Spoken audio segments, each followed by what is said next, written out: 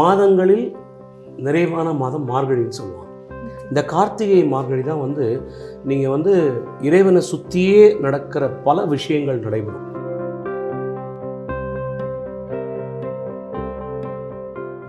எங்கள் குருசாமி எம்என் நம்பியார் என்ன பண்ணுவாருன்னா, காலையில் 4 மணிக்கு கண்ணை மூடுவார் நிஷ்டையில், சாயங்காலம் 7 மணி தான் கண்ணை திறப்பார். சரணமையப்பா சுவாமி சரணமையப்பா, சரணமையப்பா சுவாமி சரணமையப்பா.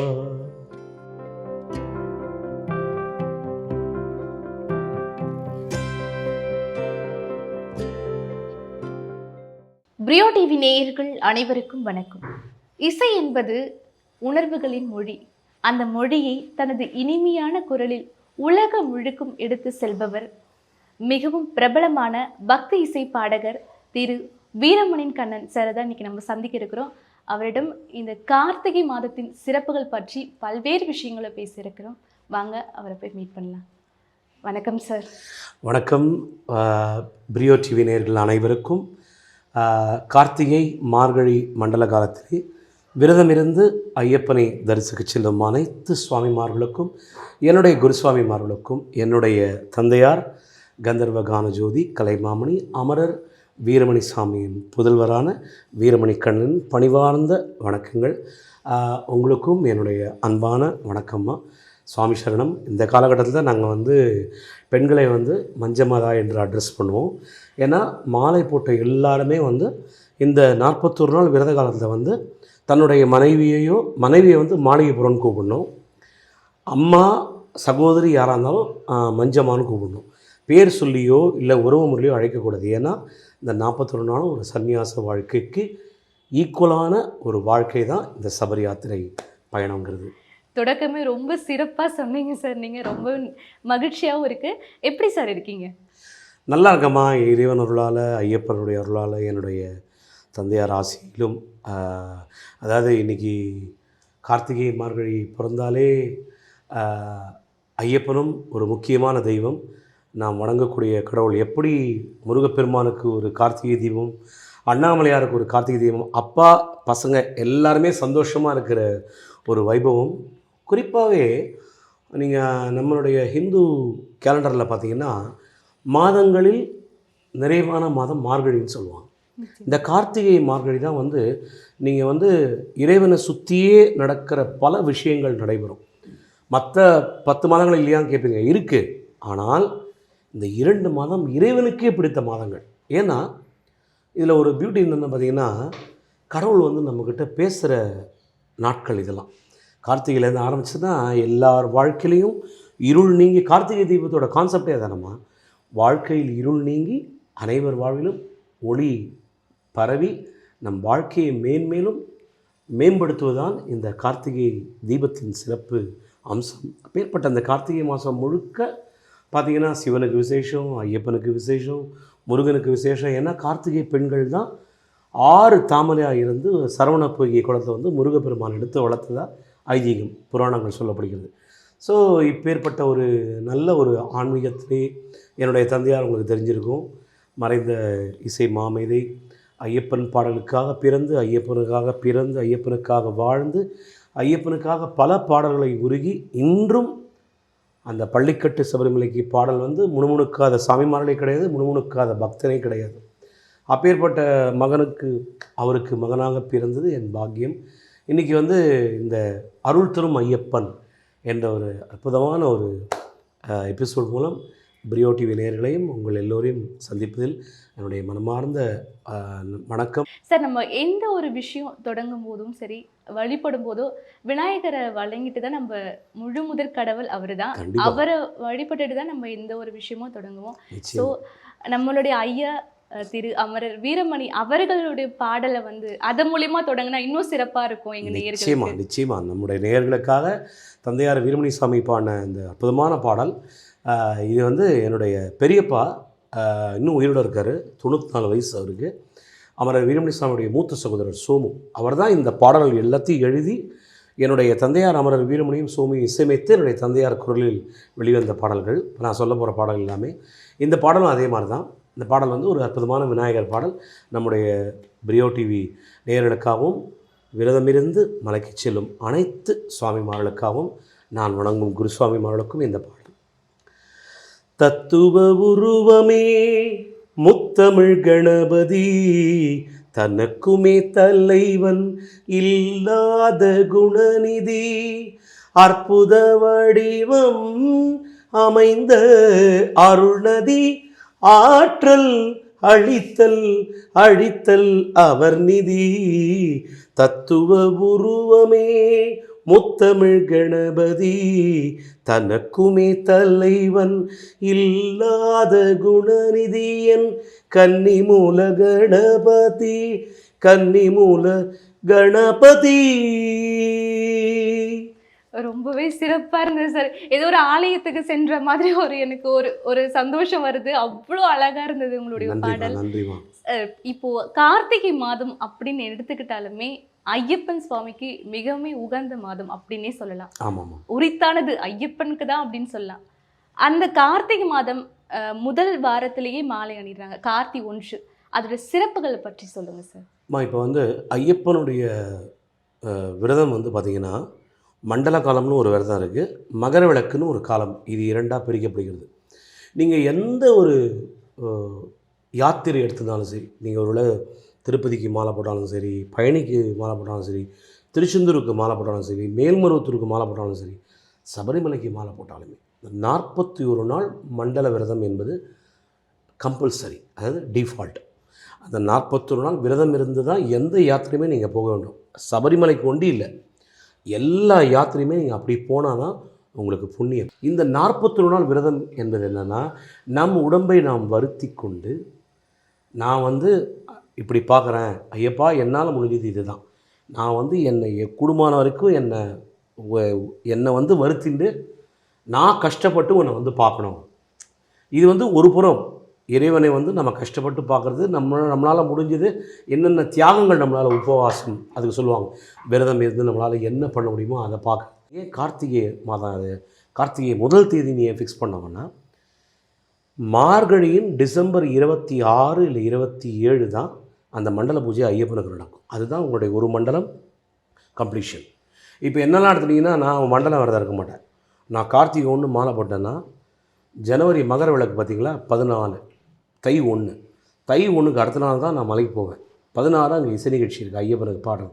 இங்கே எல்லா ஐயப்பனுக்கு எல்லா இடத்தையும் பாடிட்டு கடைசியாக சபரிமலையில் இருக்கிற அந்த தெய்வத்துக்கு போய் பாடி சர்வீஸ் பண்ணி கொடுத்தா எங்களுடைய வேலை. அப்படி நாங்கள் வருது. நான் வந்து ஏன்னா நான் மலைக்கு போன ஸ்கூல் வந்து நானும் எங்கள் அப்பாவும், இன்றைக்கி எனக்கு ரொம்ப சந்தோஷம், நீங்கள் வந்து வீட்டுக்கு ஏன் தெரியுமா, இந்த நாள் நீங்கள் போய்ட்டு எடுக்கிறீங்க தெரியுமா, இன்றைக்கி தான் ஐயப்பனை, நம்ம பேசியிருக்கிற இந்த அருள் திரும்ப ஐயப்பனை தமிழ்நாட்டிற்கு காட்டிய 2 உயரிய மகான்கள் யாருன்னா, நவாப் ராஜமாணிக்கம் தன்னுடைய நாடகங்கள் மூலமாக ஐயப்பன் வழிபாட்டை தமிழ்நாட்டில் கொண்டு வந்தவர். மற்றொருவர், அவர் வந்து படத்தில் வில்லனாக நடித்தாலும் உண்மையான வாழ்க்கையில் ஒரு கதாநாயகனை விட ஒரு அவ்வளோ பியூராக நடித்த ஒரு சோல் யாருன்னா எங்களுடைய குருநாதர் எம்என் நம்பியார். அவருடைய மறைந்த நாள் இன்றைக்கி ரொம்ப எமோஷனல் டே எனக்கு. ஏன்னா ஐயப்பனை வந்து அந்த மாதிரி ஒரு ஐயப்பனை வழிபட்ட ஒரு குருசாமி என் லைஃப்பில் நான் பார்த்தது. ஒரு மனுஷன் கண்ணை முன்னா தூங்குறது விடுங்க, முயற்சினே நீங்கள் எவ்வளோ நாள் கண்ணை முடியுங்க, மேக்ஸிமம் சொல்லுங்கள், ஒரு 2 ஹவர், ஒரு 3 ஹவர், ஒரு 4 ஹவர். எங்கள் குருசாமி எம்என் நம்பியார் என்ன பண்ணுவார்னா, காலையில் 4 மணிக்கு கண்ணை மூடுவார் நிஷ்டையில், சாயங்காலம் 7 மணி தான் கண்ணை திறப்பார் தியானத்தில். அது வரைக்கும் சோறு கிடையாது, தண்ணி கிடையாது, ஒன்றுமே கிடையாது. மலைக்கு போகிற அன்றைக்கி அந்த மனுஷன் 12-13 நேரம் எச்சையை கூட முழுங்க மாட்டார். ஐயப்பனை அன்றைக்கி அவரை தொட்டிங்கன்னா அப்படியே உடம்பு சிலுக்கும். அப்படி பாருங்கள், எனக்கே சத்தியமான வார்த்தை. எங்கள் குருசாமி மாதிரி இனிமேல் எனக்கு வந்து அவ்வளோ ஒரு சந்தோஷம் அவர் கூட. அவர் தான் எங்களுக்கு ஐயப்பனை காமிச்சதே, எனக்கும் என் தந்தையாருக்கும். அந்த வருஷம் நான் முதல் வருஷம் போன வருஷம்தான் ரஜினிகாந்த் சார் வந்தார், டாக்டர் ராஜ்குமார், கன்னட ஆக்டர் ராஜ்குமார் வந்தார், மறைந்த என்னுடைய அன்பு சகோதரர் புனித் ராஜ்குமார் பையன். நாங்கள்லாம் இப்போ சின்ன வயசு, 8 வயசு. நான் 83 என்னுடைய முதல் சபரிமலை பயணம். எங்கள் அப்பா அது முன்னாடி நம்பியார் சாமி கூட போயிருந்தார். பேர்பட்ட குருசாமி அவ்வளோ சினிமாக்காரர்களை கூட்டு போனால் கூட நேமனிஷ்டையாக இவ்வளோ விரதம் இருந்து திரும்ப ரஜினிகாந்த் கேட்பார், குருசாமி ஷூட்டிங்லாம் இருக்கே, இல்லை இல்லை அது உன் தொழில்ப்பா, பட் குடும்பமான வரைக்கும் தாடி வளர்க்க ட்ரை பண்ணு, ஷூட்டிங் இருந்தால் அதை எடுத்துகிட்டு உன்னுடைய தொழில் அது. அப்படி ஒரு விரதம், அப்படி ஒரு நேமனிஷ்டை நம்பியார். இவங்கெல்லாம் சொல்லுவான் வெளியேருந்து, அவங்களாம் சினிமாக்காரங்க மலைக்கு போகிறாங்க. அவரை மாதிரி ஒரு ஒரு most disciplined person I never ever seen my life. இப்போ 41 நாட்கள் விரதம் இருந்து மாலை அணிந்து மலைக்கு போகிறாங்க. அங்கே போகும்போது சின்ன வழி பாதை, பெரிய வழி பாதை அப்படின்னு சொல்கிறாங்க. அதோட சிறப்புகள் என்ன, அதன் பற்றின விளக்கத்தை சொல்லுங்க சார். நல்ல கேள்விமா. பாருங்கள், இந்த 41 நாள் விரதம் வந்து பெரிய பாதை ஒன்று இருக்குது, சிறிய பாதை ஒன்று இருக்குது. அது என்னென்னா, நான் வழக்கம் போல் அதான் சொல்கிறேன், ஐயப்பனை நாம் எவ்வளோக்கு எவ்வளோ கஷ்டப்பட்டு வருத்தி கொண்டு போய் பார்க்குறோமோ அந்தளவு நமக்கு ஒரு பரிபூரமான. ஆக பெரிய பாதை போகிறவங்களுக்கு ஒரு தனி அருளும், சின்ன பாதை போகிறவங்க தனி அருளும் அப்படி கிடையாது. சின்ன பாதை என்பது எப்படி வந்ததுன்னா, சப்போஸ் சபரிமலைக்கு வந்து பார்த்திங்கன்னா ஒரு 50 வயசுக்கு மேலே போகிறவங்க, இந்த வீசிங் ப்ராப்ளம் இருக்கிறவங்க, இவங்கெல்லாம் வந்து இந்த பெரிய பாதையில் போக முடியாது. என்ன காரணம்னா, செங்குத்தான மலைகள், செங்குத்தான ஏற்ற இறக்கங்கள். ஸோ அவங்களுக்கு ஒரு ஹார்ட் ப்ராப்ளம் இருந்து சுவாசிக்கிற பிரச்சனை இருந்ததுன்னா அந்த பெரிய பாதையில் அவங்களால போக முடியாது. உடம்பு உபாதைகள் மாலை போட்டு தான் என்னால் அப்படியே ஐயப்பன் வந்து உங்களை அப்படியே அனுமார் மாதிரி வச்சுருக்க மாட்டார். நம்மளுடைய உடம்பு எல்லாத்துக்கும் ஒத்துழைக்கணும். ஸோ அதனால் வந்து பெரிய பாதை வந்து இந்த மாதிரி நல்லா 25 வயசு 30 வயசு இருக்கிறவங்க, நல்லா தெம்பாக இருக்கிறவங்க பெரிய பாதை சூஸ் பண்ணிட்டு போவாங்க. சின்ன பாதை வந்து பார்த்திங்கன்னா பம்பையிலேருந்து ஒரு 4 கிலோமீட்டர். சிறிய பாதை வந்து பம்பை, நீலிமலை. பெரிய பாதை போகிறவங்களே கரிமலை, அழுத எல்லாம் வந்துட்டு பம்பையில் வந்து ஹால்ட் பண்ணுவாங்க. அது வந்து பிரேக் எடுத்து போடுது. உங்களுக்கு எரிமேலிலேருந்து நடக்க ஆரம்பிப்பாங்க. இந்த பெரிய பாதை இப்போல்லாம் திறக்கிறான். அப்போல்லாம் அப்படி கிடையாது. ஜனவரி 1 பெரிய பாதை திறப்பாங்க, ஜனவரி 14 க்ளோஸ் பண்ணுவாங்க. இப்போது பக்தர்கள் நிறைய பேர் பெரிய பாதையில் போகணுன்னு ஆசைப்படுறதுனால கார்த்திகை மார்கழி மண்டல காலத்தை கூட பெரிய பாதை திறக்கிறாங்க. அதனால் பெரிய பாதை வழியாகவும் நிறைய பேர் ஐயப்பனை தரிசனம் பண்ணுறாங்க. நான் சொல்கிற மாதிரி நான் சின்ன வயசு நல்லா இளரத்தம் இவங்கெல்லாம் வந்து பெரிய பாதையை சூஸ் பண்ணி போவாங்க. ஏன்னா அவங்க 2 நாள் பிரேக் எடுத்து நடக்கணும். ஏன்னா நடந்தால் நல்லது. இப்போ நானே பெரிய பாதையில் தான் போயிருந்தேன். இப்போது எங்களுக்கு இந்த ஐயப்பன் பக்தி இசை நிகழ்ச்சி பண்ணுறோம் பார்த்தீங்களா, கார்த்திகை 1லேருந்து 41 நாட்கள் எல்லா இடத்துலையும் பக்தி பாடல் பாடுறதுனால நாங்கள் ஜனவரி 15க்கு அப்புறம் தான் யாத்திரை போவோம். அப்போ பெரிய பாதை க்ளோஸ் பண்ணுவோம். ஜோதிக்கு அப்புறம் பெரிய பாதை இருக்கும். ஏன்னா ஜோதிக்கு அப்புறமே யானை வந்துடும். யானை ஜாஸ்தி சபரிமலையில். பெரிய பாதை வந்து இப்போவும் யானை வந்து நாங்கள் நம்பியார் சாமி போகும்போது அப்போல்லாம் இப்போ தான் நமக்கு எல்லாம் லைட்டு கீட்டெலாம் இருக்குது. அப்போல்லாம் ஒன்றுமே கிடையாது. யானைகளுக்கெல்லாம் நாங்கள் எவ்வளோ யானையை பார்த்துருக்கோம், எவ்வளோ கரடியை நாங்கள் பார்த்துருக்கோம். ஆனால் ஒன்றும் பண்ணாது, அப்படியே போயிடும். நாங்கள் சாமியே ஒரு கூட்டு சாரம் போடுவோம், அது பாட்டுக்கு ஓரமாக போயிடும். ஸோ அதனால் அது ரிஸ்க் ஃபேக்டர் தான். ஏன்னா கரிமலையில் வந்து யானை ஜாஸ்தி, அழுதையில் வந்து கரடி ஜாஸ்தி. அதனால் அது ரிஸ்க் எடுக்க மாட்டான். ஏன்னா காடு தான், ஜங்கல்மா, அது பூங்காவனம். அது மிருகங்கள் நடமாடக்கூடிய பூங்காவனம் தானே. புலியை நான் பார்த்தது இல்லைம்மா, நான் கரடி பார்த்துருக்கேன். கரடியும் பார்த்துருக்கேன், நான் யானையும் பார்த்துருக்கேன். யானை வந்து ஒத்தை யானைக்கிட்ட என்றைக்குமே நம்ம வந்து மாட்டவே கூடாது. ஏன்னா ஒத்தை யானைக்கு வந்து எப்படின்னா அதனுடைய மைண்ட் எப்போ மாறும்னு தெரியாது. அதனால தான் அது ரிஸ்க் எடுக்க வேண்டாம் அப்படின்னு சொல்லிட்டு பெரிய பாதை வந்து யாரும் ஜனவரி மாதம் அது போக மாட்டாங்க. அந்த காலத்தில் அதுதான் ஜனவரி 1 தான் திறப்பாங்க.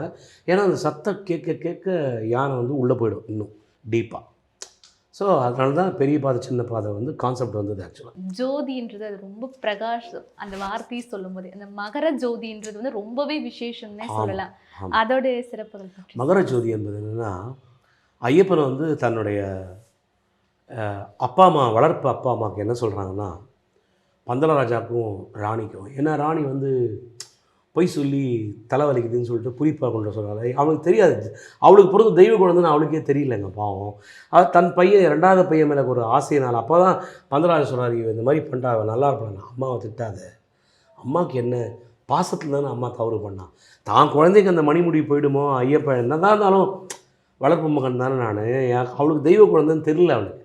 ஸோ அப்போ சொல்லும்பொழுது அப்போ ஐயப்பன் சொல்கிறார், அப்போ எங்களுக்கு என் கூட இருக்கவே மாட்டேன் அவளுக்கு, இந்த அவதாரத்தில் நான் காட்டில் தான் இருப்பேன், என்னுடைய பக்தர்களுக்கு நான் வந்து தரிசனம் கொடுப்பேன். ஐயப்பனுக்கு எத்தனை அவதாரங்கள் இருக்குது? ஐயப்பனுக்கு நிறைய அவதாரங்கள் இருக்குது. தர்மசாஸ்தா, அது மாதிரி ஐயனார். இப்போ நீங்கள் கிராமத்துலாம் பார்க்குறீங்கள, அந்த ஐயனார் என்பது தர்மசாஸ்தா என்பவர் தான் ஐயப்பன். ஆக்சுவலாக இந்த ஐயப்பன் நம்ம கூப்பிட்றது வந்து யாருன்னா, இந்த மணிகண்டன்றது வந்து ஐயப்பன் வந்து இட்ஸ் பிரம்மச்சாரி ஃபாண்ட், அதோடைய ஃபார்ம் இன்கார்னேஷன்.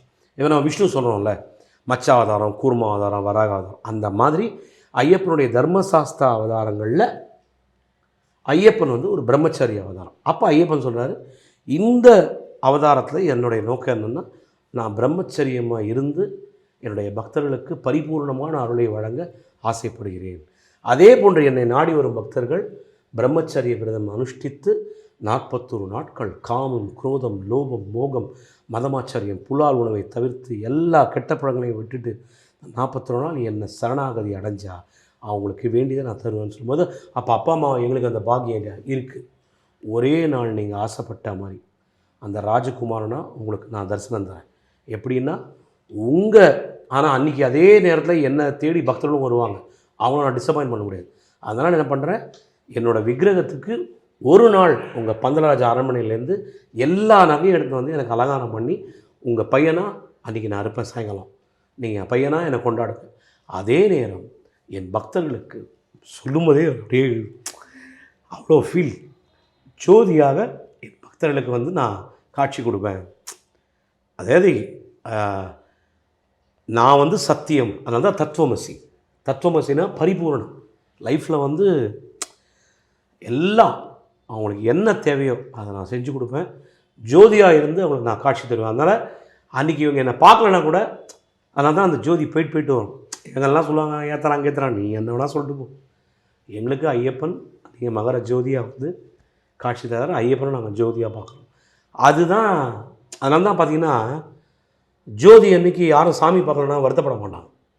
ஜோதியை மட்டும் தரிசித்தாலே போதும். அதுதான் ஜோதி தான் ஐயப்பன். அது என்னென்னா, நிறைய பேர் கரெக்டாக ஜோதி அன்னைக்கு பொன்னம்பலமேட்லேருந்து பாதி பேர் பார்ப்பாங்க, பம்பையிலேருந்து ஜோதி பார்த்துட்டு அன்றைக்கி நைட் ஸ்டே பண்ணிட்டு மறுநாள் போய் ஐயப்பனை தரிசனம் பண்ணுவாங்க. ஏன்னா அந்த 14 ஈவினிங் பந்தலராஜா ஃபேமிலிக்காக தான் அந்த ஐயப்பன்.